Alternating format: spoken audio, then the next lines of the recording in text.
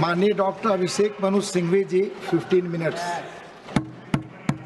माननीय अध्यक्ष जी, माननीय सांसद, 75वीं वर्षगांठ के उपलक्ष्य में इस वार्ता में मैं एक अत्यंत सरल लेकिन एक अत्यंत विचित्र और कठिन प्रश्न के साथ बात शुरू करना चाहता हूं।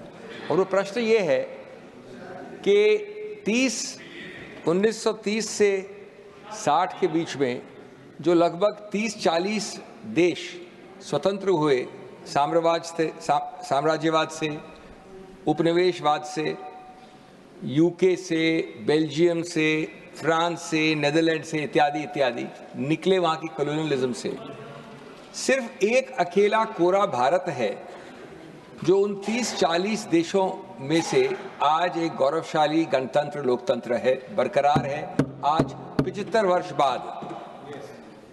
ये एक बहुत ही विचित्र चीज। इसका कारण क्या है? तो कई कारण है। सबसे बड़ा कारण होता है गुड लक।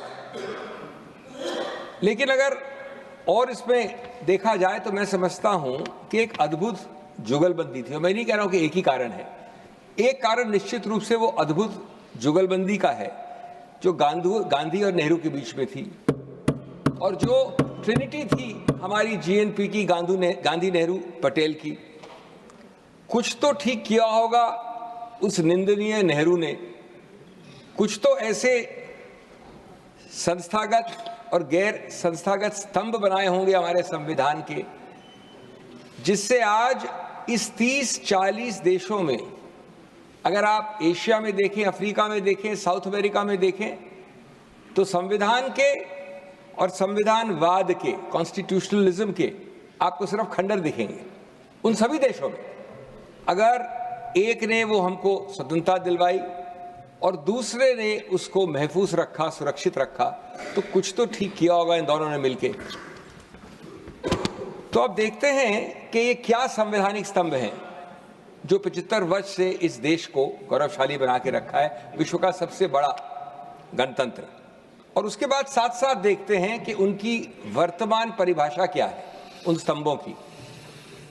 स्तंभों की का वर्तमान स्वास्थ्य कैसा है, स्वरूप क्या है, आकार क्या है।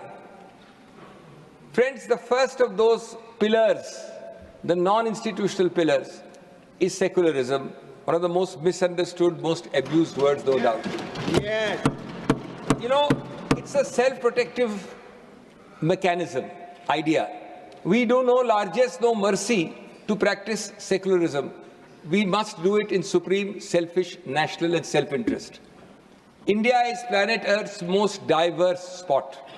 And diversity, when the Americans talk of the salad bowl or others talk of the melting pot, nothing captures India's diversity. We have 22 scheduled languages, 700 mother tongues, 2,000 dialects. We have the world's 4 religions born here, the second or third largest of other religions in the world, and so on and so forth. What is secularism? I love Professor Bhargav's Lincolnian definition of secularism. He said, why did Lincoln say for the people? It's understood democracy is for the people. Why did he say by the people? It's understandable. It is those who elect by the people. Then he said, why did he use of the people? And then Bhargav answers his own question by saying, it is to convey a sense of co-ownership of democracy to the last man in the last row. It is a co-belonging of democracy to everyone, the majority and the minority, the underprivileged and the overprivileged. And that is the essence of secularism. And before I come to its current health, there is another word in our preamble which cross-fertilizes and reinforces it in a big way, जिसको हम ज़्यादातर भूल जाते हैं, fraternity, सौहार्द, a word far superior to the negative word of tolerance. It is a positive word which constitutionally mandates us to celebrate each other, identity. It cross-fertilizes and reinforces secularism, and it brings in all the other related concepts of pluralism, inclusiveness and diversity. अब दोस्तों इसकी वर्तमान हालत पे 2-4 minute बिताते हैं। इसकी वर्तमान हालत क्या है न्यू इंडिया में, न्यू बीजेपी के शासन में? सबसे पहले है भय का वातावरण। अविश्वास का वातावरण, विभाजन का वातावरण, इसके लिए कोई थर्मोमीटर नहीं चाहिए। आप भी जानते हैं, हम भी जानते हैं, सेंट्रल हॉल, पुराना सेंट्रल हॉल से लेके अल्पसंख्यकों तक ये भय का वातावरण है। वो सेंट्रल हॉल का आजकल कैंटीन हो गया है सब्स्टिट्यूट, यहाँ पर सेंट्रल हॉल तो नहीं रहा। लेकिन अपने कंधे के पीछे झांक कर बोलना, इसे कहते हैं गणतंत्र के भय को। और मैं कहना चाहता हूं कि ऐसा वातावरण 75 साल में कभी नहीं आया, सिवाय उस 18 महीने में आपातकाल में, जिसके ऊपर मैं अभी आने वाला हूं। कभी नहीं हुआ। 2 उदाहरण देना चाहता हूं इसके, फिर आगे बढ़ूंगा मैं। एक उदाहरण तो अभी पिछले हफ्ते का है, दोनों में मैं पेश भी हुआ था। प्लेसेस ऑफ वर्शिप एक्ट में क्या हुआ और उच्चतम न्यायालय ने क्या कहा ऑर्डर 3-4 दिन पहले, उसकी बात मैं नहीं कर रहा हूं, आप सब जानते हैं। उन्होंने कहा कि जब तक हम इसको निर्णित करते हैं तब तक एक प्रतिबंध रखें, एक शांति बहाल रखें, एक स्टेबिलिटी रखें, स्थिरता रखें। जो महत्वपूर्ण है कि उस हियरिंग में केंद्र सरकार का क्या स्टैंड था। केंद्र सरकार जो वैसे टेक्निकल रूप से तो एक न्यूट्रल होनी चाहिए थी, उन्होंने कहा कि ये आंतरिक आदेश नहीं दीजिए। कब तक नहीं दीजिए? जब तक आप इसका निर्णय करेंगे तब तक भी नहीं दीजिए। और निर्णय क्या था? निर्णय था बड़ा समझदार निर्णय कि नया कोई सूट दर्ज नहीं होगा और जो पुराने सूट है उसमें कोई भी प्रभावशाली इफेक्टिव ऑर्डर आंतरिक या अंतिम नहीं पास किया जाएगा। इसका विरोध किया है सरकार ने। और आप बात करते हैं सेकुलरिज्म और फ्रेटर्निटी की, जब तक सिर्फ निर्णय आता है तब तक। इसका दूसरा उदाहरण, क्या केंद्र सरकार ने कभी भी किसी रूप में, माननीय प्रधानमंत्री तो बहुत बड़े हैं, गृह मंत्री भी बहुत बड़े हैं, किसी मंत्री ने भी, केंद्रीय मंत्री की हिम्मत हुई कि जो ये बुलडोजर राजनीति चली इतने सालों से यहाँ, जिसमें भी एक मामले में जिसमें मैं पेश हुआ था, उच्चतम न्यायालय ने रोक लगाई कुछ हफ्तों पहले, कभी भी उन्होंने, किसी ने बोला उसके विरुद्ध? ये आपके सबसे बड़े प्रदेश से शुरू हुआ था, एक शब्द बोलने की हिम्मत थी किसी को? बल्कि आप लोगों ने, you glorified, your CM's glorified bulldozer as. There was an inter-CM, inter-state competition as to who is the more Rambo CM to practice bulldozer. And an award virtually was to be given for bulldozer CMs and bulldozer politics. But this is fraternity. This is secularism. Look at the statistics. Who were the victims of that bulldozer Raj? 95, 98%, one community. No notice. I make a protest, I make a poster, my house is struck down. But not one of you had the guts to speak up against it. Why? Because you cannot be allowed to do that. So friends, this is the hiatus between constitution, between constitutionalism, between secularism, between fraternity, and between the reality. You really wore the democratic cloak, but you wielded the autocracy's blade. Yes. As the constitution crumbled, in the shadows you made. Because friends, when rulers play puppeteers with democratic frame, the constitution is but a pawn in that game. Let us turn to some other underlying pillars. Federalism. You know, it's a very strange country where our framers made it largely a unitary country. Somebody called it quasi-federal because of largely unitary focus. But the great achievement of India is what we call inadvertent federalism or accidental federalism. Today, after 75 years, we are much more federal in operational reality than our framers conceived of in design, in constitutional design. And this is not the place to go into it because you've had fiscal federalism. We devolved today 45% odd of the funds to the states. We started with 30%. We have Panchayati Raj, we have municipal decentralization, we have linguistic federalism, the 3-language formula, we have economic liberalization. So that's a different story, but we have operational, real federalism of a far, far higher degree than our framers envisaged or created or designed. And federalism is very important for regional parties. It's a safety valve which channels the 3 Ds, discomfort, dissatisfaction, and dissent at the local level. Otherwise, like a pressure cooker, if it did not release it there, it would explode at the center. But, sir, and the Honorable Prime Minister has repeatedly used the, I don't like the word jumla for the Prime Minister, but let's say the phrase, cooperative federalism, competitive federalism.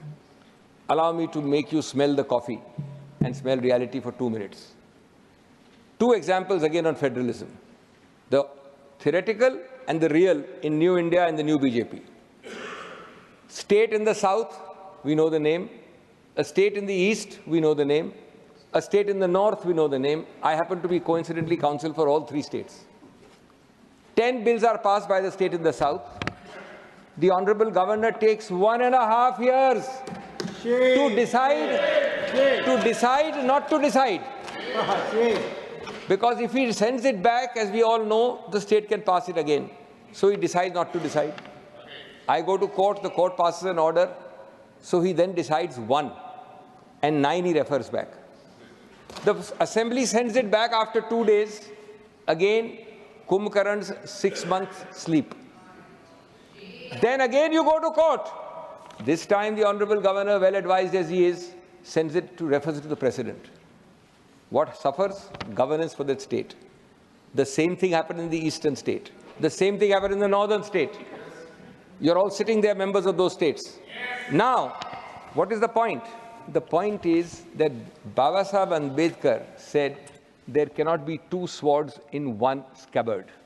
एक म्यान में 2 तलवार नहीं हो सकती.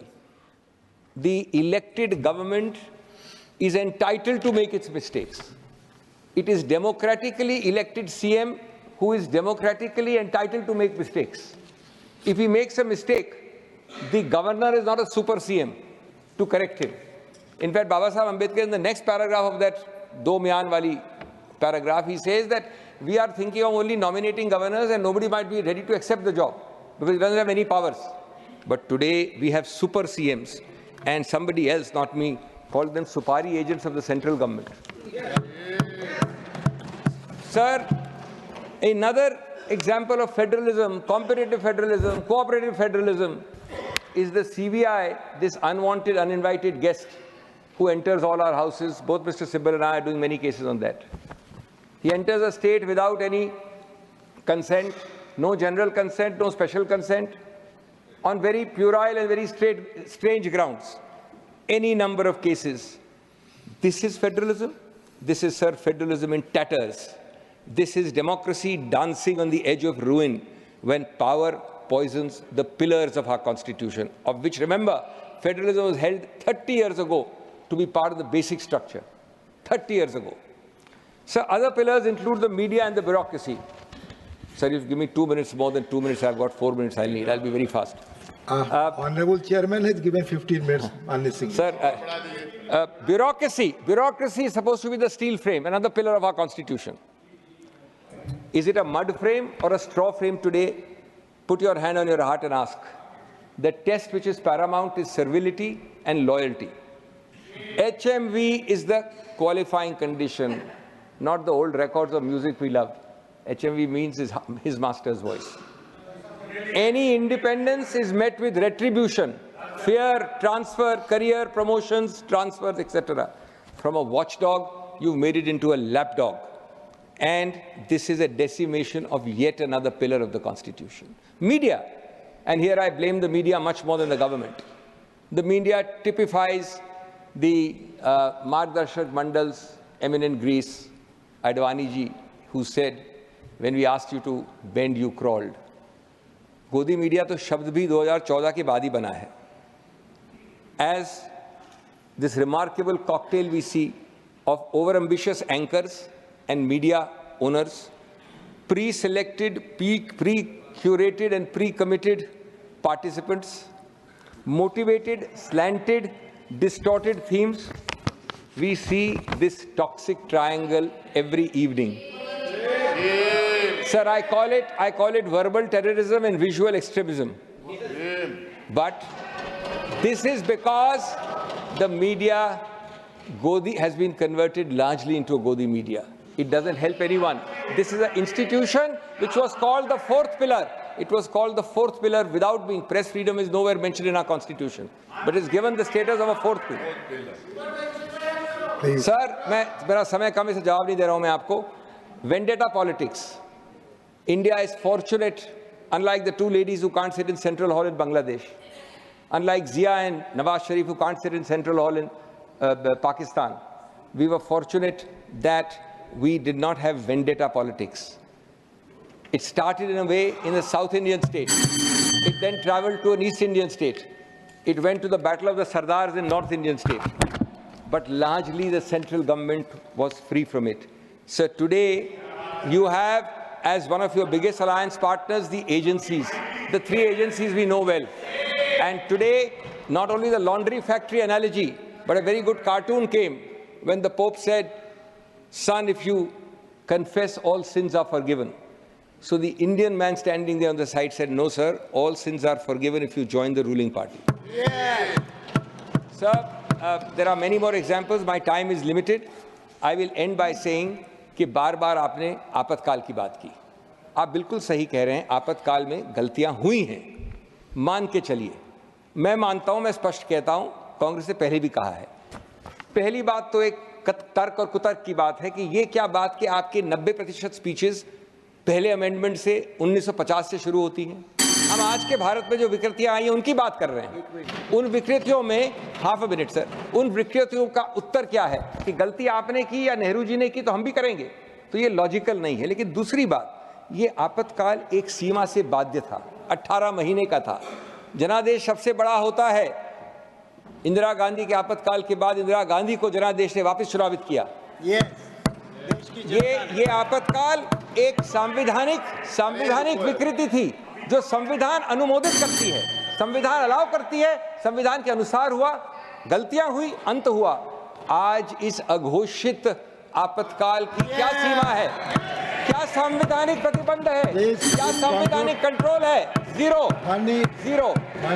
और इसलिए sir 10 वर्ष से sir, last point, can I take a minute, half a minute? Sir, I'm ending as I started, not with mere words, sir, just 30 seconds. 30 seconds, sir. Please. I'm ending with what I started, not with words, with a warning. And sir, with great respect to you and to the House, I say that the Constitution, that sacred scripture of our sovereignty, is under siege. The pillars of democracy tremble as tyranny tiptoes into our temples of power. The sanctity of secularism is being shredded. Federalism is fractured and freedom is fettered. We are witnessing an era where institutions are being incapacitated, dissent demonized, and truth throttled. The custodians of democracy have become its conspirators. The protectors of liberty are now its predators. Sir, we have all to act like citizens, and we have to all speak out and speak the truth. I'm very grateful for the time given to me. Thank you.